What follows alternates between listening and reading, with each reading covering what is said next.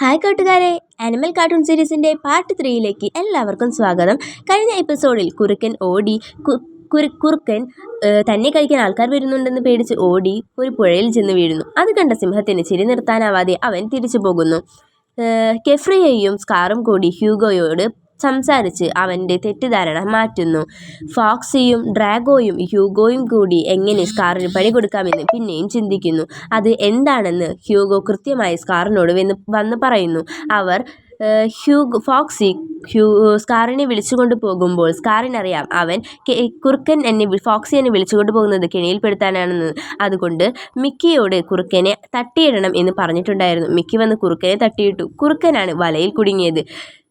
Scar അത് കണ്ട് ചിരിച്ചുകൊണ്ട് തിരികെ പോകുന്നു.